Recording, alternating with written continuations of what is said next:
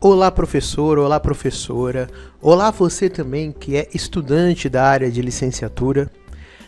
Estamos aqui na segunda aula de um total de 3 aulas dos conhecimentos pedagógicos sobre a Lei de Diretrizes e Bases específico das alterações da medida provisória 746/2016.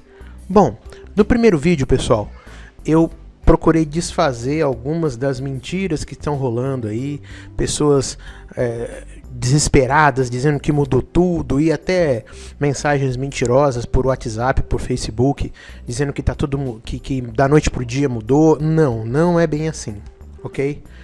A gente está explicando aqui item por item para que você, professor, ou você, estudante da área de licenciatura, possa entender o que está acontecendo. As mudanças são importantes, só que ainda carece de muita normatização, ainda carece de muita regulamentação. Vai ainda ter muita discussão a respeito disso. Eu estou evitando dar a minha opinião pessoal a respeito do assunto, porque eu tenho uma maneira diferente de ver. Eu acredito que todas essas mudanças devem sim ser aplicadas, discutidas, só que isso tem que vir de um amplo debate com a sociedade. Isso não pode vir do jeito que está vindo através de medida provisória, né? E eu acredito que a primeira grande mudança tem que ser nos cursos de licenciatura, depois da regulamentação, de algumas questões a respeito de estágio, de algumas questões a respeito do próprio conteúdo a ser aplicado. A gente tem que passar também pela questão do salário dos professores, porque não adianta você ter uma mudança que vai exigir mais profissionais melhores formados. E não adianta nada disso se não tiver esses profissionais. E a tendência é diminuir o número de professores, porque a carreira, infelizmente, não é uma carreira atrativa. Enfim, essas são minhas opiniões a respeito. Mas vamos continuar aqui falando a respeito do que está no papel. O que essa medida provisória está dizendo aí? Bom, como eu já disse, né, essa lei está atualizada dia 22/9/2016, a medida provisória. Se de repente a sua LDB que você tem aí impressa é do dia 21/9/2016, pode jogar fora. Usa como rascunho, usa como peso de papel. Se você tem um arquivo aí de antes do dia 22, do dia 21, pode deletar ele do seu computador, porque isso só vai te atrapalhar. Mais uma vez, repetindo, esse é o site onde está a lei atualizadíssima. É o único site que eu particularmente confio, porque é o site do governo. Foi aprovado no Congresso, ou a medida provisória foi publicada, no outro dia já está aí publicado nesse site na Casa Civil, ok? E esse link aí é um link específico da LDB, ok? Muito bem, pessoal. Nós fomos no primeiro vídeo, falamos das mudanças de alguns artigos e agora a gente vai continuar então. Os artigos que eu não estou citando aqui significa que não houve mudança, ok? Então nós vamos falar agora do artigo 36, que é um artigo que introduz uma mudança muito importante no que diz respeito ao currículo. Então vamos lá. O currículo do ensino médio será composto pela Base Nacional Comum Curricular. Já expliquei o que é Base Nacional Comum Curricular, né? É o currículo, é aquilo que a gente vai ensinar. Está sendo discutido e isso é um processo que já dura aí, salvo engano, uns 5 anos de discussão. Teve aí discussão em todos os estados, teve mesas redondas aí. Então isso está sendo discutido ouvindo os professores, ouvindo a sociedade. Se você colocar lá no Google Base Nacional Comum Curricular, vai aparecer um link do MEC. Você clica lá para você saber o que está acontecendo. Não foi publicado ainda, mas está em fase de conclusão. E por itinerários formativos específicos a serem definidos pelos sistemas de ensino. Então, o que vai acontecer? A Base Nacional Comum Curricular é, como o próprio nome diz, a base. É aquilo que tem que ter em qualquer escola de qualquer lugar do Brasil. Ensino médio. Se bem que a Base Nacional Comum Curricular ela vai abranger tudo, tá? Toda a educação básica. Mas o que eu tô querendo dizer é o seguinte, é que além da base, os sistemas, as prefeituras, os sistemas de ensino, os estados, todo esse povo aí, os gestores dos sistemas, eles vão poder colocar mais coisas, ok? Seguindo também as orientações da Base Nacional Comum Curricular, com ênfase nas seguintes áreas de conhecimento ou de atuação profissional. Então, qual que é a mudança aí? A mudança é a seguinte: não se fala mais em disciplinas, se fala em áreas do conhecimento, tá? Só que elas continuam sendo subdivididas em disciplinas, tá, pessoal? Linguagens, por exemplo, temos lá língua portuguesa, inglês, alguma outra língua estrangeira moderna que de repente possa ser colocado, de repente no sistema tem lá espanhol, entra aqui também na área de linguagens, arte e educação física. Então tudo isso faz parte de linguagens, ok? Não quer dizer que você vai contratar só o professor de português para dar aula de tudo e meter o pé nos outros, não. Só que esses professores, eles vão trabalhar em conjunto. O currículo, as situações de aprendizagem, a forma de ensino vai ser coordenada para que o aluno tenha ideia de que é realmente uma área do conhecimento. Okay? Isso é muito positivo, tá? Pedagogicamente é muito positivo. Resta saber se o colega que está se formando agora, o futuro colega que está na faculdade agora, e o colega que está na sala de aula agora, vai ter condições, porque ninguém aprendeu dessa forma. Eu aprendi por conta, né? Eu tive uma diretora que trabalhava bem isso com a gente, com a equipe, e aprendi por conta, pelo fato de ser pesquisador. Tirando isso, os meus colegas que estão na ativa hoje, a maioria dos meus colegas que estão na ativa hoje, e aqueles meus futuros colegas que estão agora nas faculdades, eles não estão aprendendo dessa forma. Então, resta saber se nós vamos ter capacitação para isso. A lei diz que sim. Então, tá bom, né? A segunda área do conhecimento, matemática. Matemática é tão amplo que é uma área só para ela, né? É muito ampla a matemática. E, aliás, é um ponto nevrálgico. Por quê?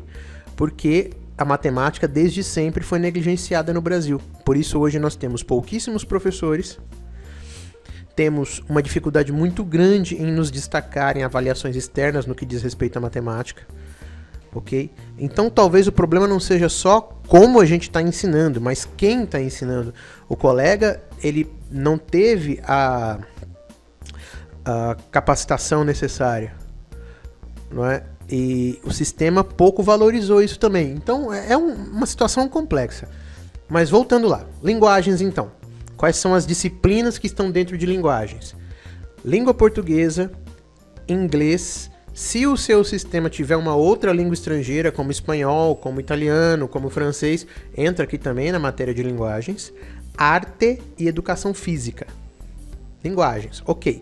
Matemática. Matemática é só matemática e todas as subdivisões, né, da matemática. A terceira área do conhecimento, ciências da natureza. Quais são elas? Física, química e biologia. Ok? Ah, professor, mas na minha escola eles trabalham ecologia, eles trabalham flora, fauna, ok, não tem problema. Os sistemas podem subdividir, não tem problema. Se o sistema achar que é melhor, se a visão pedagógica daquele sistema achar que é melhor, pegar biologia e dividir em 4, 5 frentes, pegar física e dividir em 4, 5 frentes, pegar química e dividir em 4, 5 frentes, ok, não tem problema. A lei não vai interferir nisso, tá? A lei não vai interferir nisso. E a quarta, ciências humanas. Quais são? Filosofia, geografia, sociologia e história. As 4 ciências humanas aí. E Formação técnica e profissional. Esse é o novo, é o que está entrando agora. Para você que não é do estado de São Paulo, tá? Aqui no estado de São Paulo já há uma experiência no Centro Educacional Paula Souza, as famosas ETECs. Aqui no estado de São Paulo nós já temos isso, que é o integral, onde o aluno tem, parece que 18 matérias, coisa assim, é uma coisa bem louca, assim, é bastante coisa. Eles têm todas as matérias normais do ensino médio normal e tem mais as matérias técnicas, ok?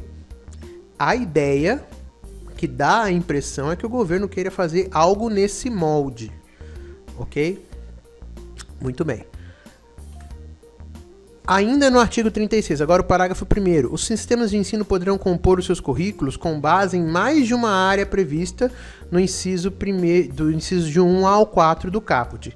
Então vocês estão vendo, 1 ao 5, vocês estão vendo lá que o sistema, ele vai poder pegar essas áreas e vai poder subdividir, e vai poder colocar mais, não interessa, mas essas áreas têm que ser contempladas, tá? O parágrafo 2º não mudou, então nós nem vamos falar dele. O parágrafo 3º, a organização das áreas que se trata no caput das respectivas competências, habilidades e expectativa de aprendizagem definidas na Base Nacional Comum Curricular, olha ela aí de novo, será feita de acordo com os critérios estabelecidos em cada sistema de ensino. Então veja lá, habilidades e competências, o MEC tem um material já sobre isso, o MEC tem tabelas de habilidades e competências, o MEC tem isso tudo. Mas o sistema vai poder pegar isso e fazer mais, ok? A Base Nacional Comum Curricular vai ser, como eu já disse, a base de tudo que vai vir aí depois, ok?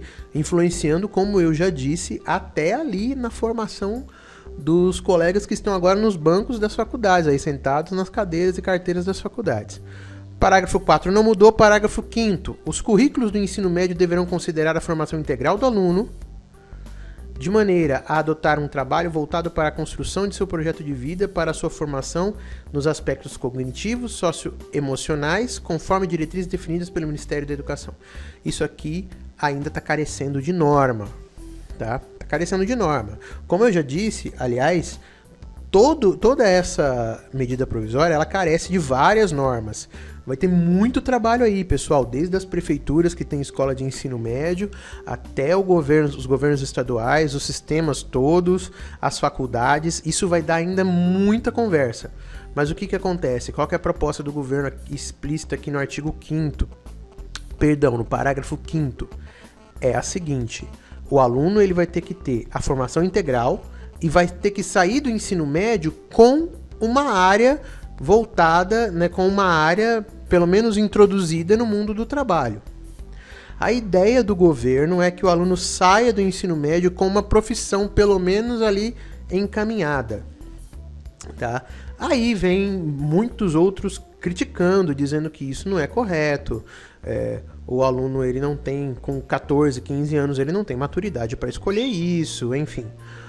Eu concordo com tudo isso, mas não deixo de acreditar que é válido você ter essa concepção, porque o ensino médio ele tem que ser interessante.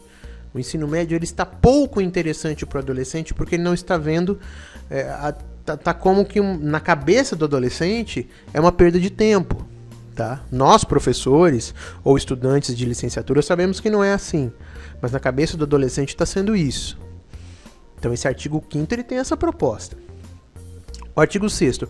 A carga horária destinada ao cumprimento da Base Nacional Comum Curricular não poderá ser superior a 1.200 horas da carga horária total do ensino médio, de acordo com a definição dos sistemas de ensino. Então, o que acontece?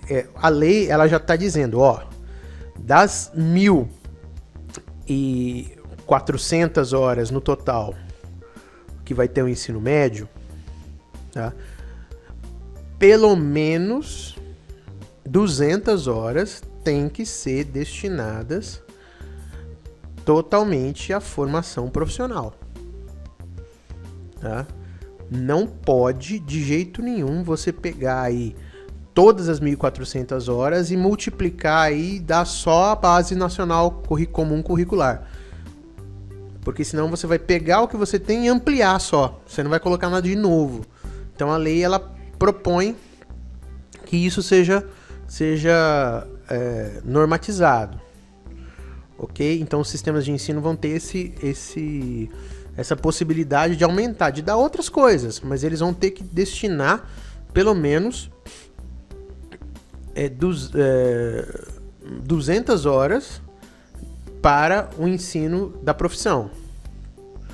A parte diversificada dos currículos, que trata o caput do artigo 26, definido em cada sistema de ensino, deverá ser integrada à base comum curricular e ser articulada a partir do contexto histórico, econômico, social, ambiental e cultural.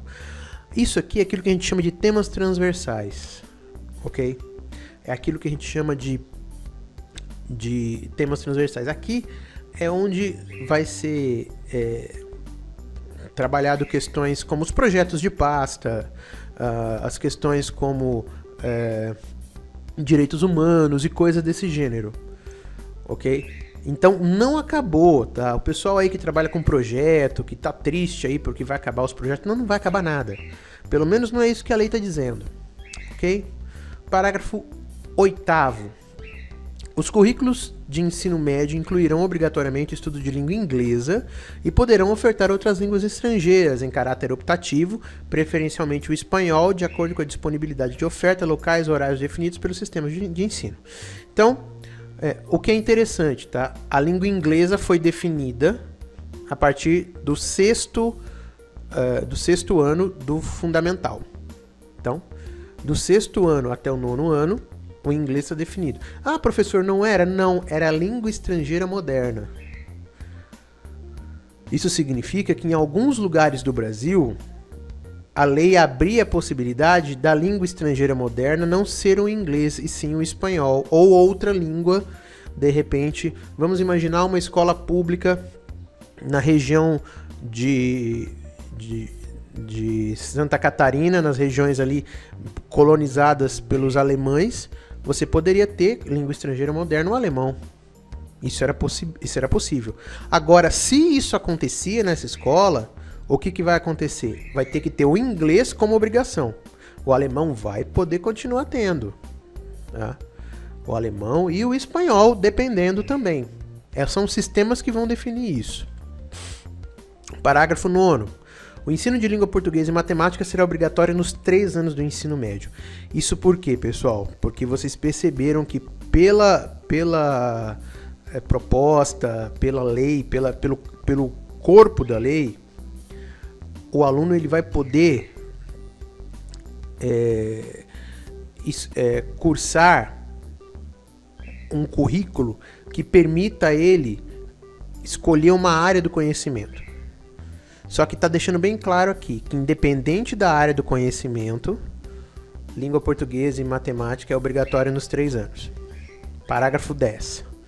Os sistemas de ensino, mediante disponibilidade de vagas na rede, possibilitarão ao aluno concluinte do ensino médio cursar, no ano letivo subsequente ao da conclusão, outro itinerário formativo que se trata o caput. O que é isso, pessoal? O que é isso? Os sistemas de ensino, mediante disponibilidade de vagas na rede, possibilitarão ao aluno concluinte do ensino médio cursar, no ano letivo subsequente ao da conclusão.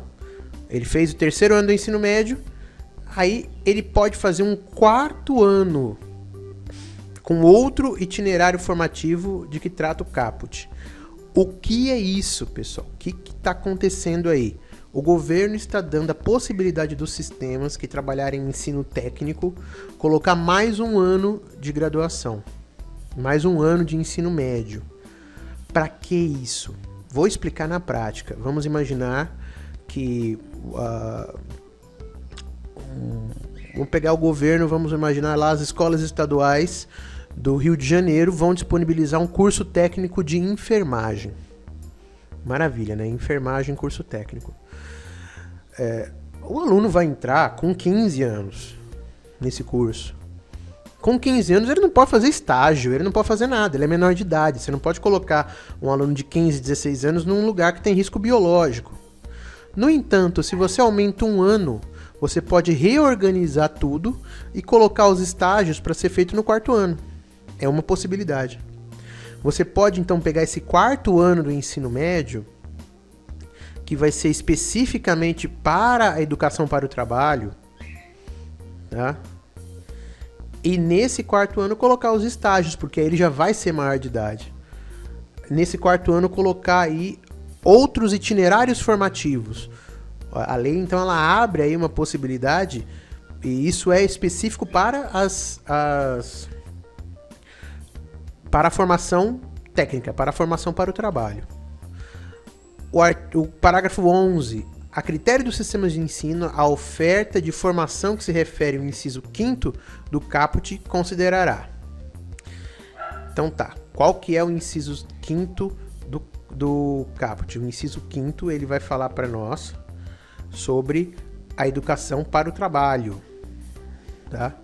Então, olha lá, a inclusão da experiência prática de trabalho no setor produtivo ou em ambientes de simulação, estabelecendo parcerias e fazendo uso, quando aplicável, de instrumentos estabelecidos pela legislação sobre aprendizagem profissional. Então, isso vai falar especificamente da educação para o trabalho. O que isso diz? Isso abre aos governos a possibilidade de, por exemplo, firmar localmente para o curso, por exemplo, de administração de empresas. Aquela escola vai poder fazer uma parceria com uma empresa, com uma fábrica, enfim, abre a possibilidade da escola se integrar no mundo do trabalho. Isso é positivo. Ainda no parágrafo 11, o inciso 2, o item 2, perdão, a possibilidade de concessão de certificados intermediários de qualificação para o trabalho, quando a formação for estruturada e organizada em etapas com terminalidade. Como que funciona isso? Vamos imaginar o seguinte: você tem um ensino médio, técnico, aí você coloca lá, se você cursar um ano, cumpriu todo o currículo daquele primeiro ano, então você tem um diploma intermediário, diploma, por exemplo, de auxiliar técnico. Você concluiu o segundo ano, você tem o diploma de, sei lá, auxiliar técnico nível 2, né? Enfim, você permite aí que todo o conhecimento que ele receba, lógico, né, dividido, aí, estruturado em etapas, facilite a vida dele. Ou seja, ele não vai... ele não conseguiu concluir o quarto ano. Ele tem o ensino médio, mas ele não conseguiu concluir o curso todo. O que ele vai fazer? Ele não tem um diploma, não tem nada. Não, a gente vai dar um diploma para ele com aquilo que ele concluiu, né? Para que ele possa procurar emprego, para que ele possa anexar aquilo no currículo dele. O parágrafo 12, ainda do artigo 36, a oferta de formações experimentais em áreas que não constem no Catálogo Nacional dos Cursos Técnicos dependerá, para sua continuidade, do reconhecimento do respectivo Conselho Estadual de Educação, no prazo de 3 anos, e da inserção no Catálogo Nacional de Cursos Técnicos, no prazo de 5 anos, contados da data da oferta inicial da formação. O que é isso? É o mesmo processo de criação de curso na faculdade, nas universidades, né? É o mesmo processo. De repente, o governo tal cria um curso técnico que não exista até então. Tá? Mas o fato dele não existir não significa que não seja necessário. Aí o que acontece? Eu tenho 3 anos a partir da oferta desse curso para que os conselhos estaduais de educação, ou Conselho Estadual de Educação do estado que criou aquilo, fazer o estudo e inserir isso no Catálogo Nacional dos Cursos Técnicos. Tá? Porque curso técnico, pessoal, é diferente de curso profissionalizante. Tá? Curso profissionalizante, você aprendeu, você tem a prática, você tem a habilidade, você vai lá e monta o seu salão de beleza, você vai lá e monta o seu salão de barbeiro, cabeleireiro, você se torna um pintor. Basta você ter conhecimento mínimo e competência. Basta isso. Não precisa de mais coisas. Tá? Você sendo um bom pintor, ok. Você sendo um bom cabeleireiro, ok. Agora, por exemplo, um técnico em edificações, ele não basta ele ter a competência e o conhecimento, ele tem que frequentar uma escola, porque ele tem que ter um registro, ele tem que pagar um conselho, porque se ele cometer um erro, uma casa literalmente cai, pessoas morrem. No caso do barbeiro, se ele cometer um erro, o cara vai ficar ali uns 4, 5 semanas meio chateado, com o cabelo cortado errado, mas ok. Agora o problema do enfermagem, por exemplo, técnico em enfermagem, né? Técnico em enfermagem é seríssimo. Você fez um procedimento errado, você mata o paciente. Ok? Então, abre essa possibilidade aí da criação de novos cursos. Parágrafo 13. Ao concluir o ensino médio, as instituições de ensino emitirão diploma com validade nacional, que habilitará o diplomado ao prosseguimento dos estudos em nível superior e demais cursos ou formações para os quais a conclusão do ensino médio seja obrigatória. O que acontece? Mesmo que o cidadão não tenha concluído o ensino técnico, para concluir o ensino técnico ele vai precisar fazer mais um ano. Não interessa. Concluiu o ensino médio, a instituição tem que fornecer para ele o diploma, para ele poder continuar em ensino superior. A União, em colaboração com os estados e Distrito Federal, estabelecerá os padrões de desempenho esperados para o ensino médio, que serão referência nos processos nacionais de avaliação, considerada a Base Nacional Comum Curricular. Então, olha como é importante aí, pessoal. Os padrões de desempenho para as avaliações externas, para quem é de São Paulo, nós temos o Fundef, aqui de São Paulo nós temos o IDESP, nós temos o IDEB, que é nacional, as provas, as avaliações externas, a Provinha Brasil, Prova Brasil, né, o SARESP, tudo isso vai reestruturar tudo, porque vai ter que começar, quem vai coordenar isso, quem vai reestruturar isso vai ser a Base Nacional Comum Curricular.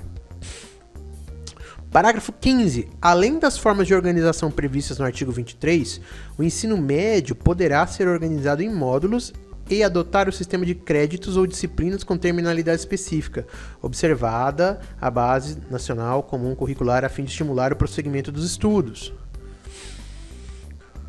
Como que é isso? Então isso aqui é uma coisa que está dando pano para manga, o pessoal está discutindo bastante isso. O que acontece aqui? Está dizendo que eu posso, o sistema ele pode subdividir o ensino médio e instituir, de repente, eu quero, a minha área é exatas, então eu vou fazer o primeiro ano normal, no segundo ano o meu currículo ele vai ter mais matérias de exatas do que de humanas e biológicas, por exemplo. Essa é a estrutura. Tá? A fim de estimular o prosseguimento dos estudos, ou seja, o aluno ele vai poder aprofundar naquilo que ele gosta mais, para poder continuar. Okay? Isso aqui carece de muita regulamentação, isso aqui vai dar muita reunião, vai dar muita discussão, vai dar muito debate, mas é necessário, é um debate necessário. Eu não sei se essa seria bem a hora antes da gente discutir aquilo que eu falei no começo do vídeo, né, de questão de formação de professores e tal, mas tá aí na lei. Se passar, se o Congresso aprovar e as regulamentações começarem, esse é o samba que nós vamos ter que sambar. Parágrafo 16. Os conteúdos cursados durante o ensino médio poderão ser convalidados para aproveitamento de créditos no ensino superior após normatização no Conselho Nacional de Educação e homologação pelo Ministério de Estado da Educação. Opa! Isso também dá um pano para manga tenebroso. Veja lá. Os conteúdos cursados durante o ensino médio poderão ser convalidados para aproveitamento de créditos no ensino superior após normatização do Conselho Nacional de Educação e homologação pelo Ministério de Estado da Educação. De repente, um exemplo bem simples, tá? Vamos supor que eu tenha feito o ensino médio em técnico em enfermagem. Na minha faculdade, eu vou ter uma pontuação a mais, eu vou ter um crédito a mais, levando em conta as matérias que eu estudei no ensino médio, que estão relacionadas com aquilo que eu estudei, aquilo que eu vou estudar no ensino superior. Isso ainda vai ter muita normatização, vai ter muita discussão, mas a ideia é essa, ok? Pessoal, vamos parar por aqui para não ficar muita coisa. Nós vamos continuar aí na aula 3, do total de 3 aulas. Aí no próximo vídeo a gente termina essas mudanças aí da medida provisória. Quero então dizer a todos aí que podem entrar em contato comigo, pode entrar em contato pelo WhatsApp, Skype, pelo Twitter, pode entrar em contato, passem lá no meu blog, quiser entrar em contato comigo para palestra, para aula particular, estou à disposição, ok? Forte abraço e até a próxima.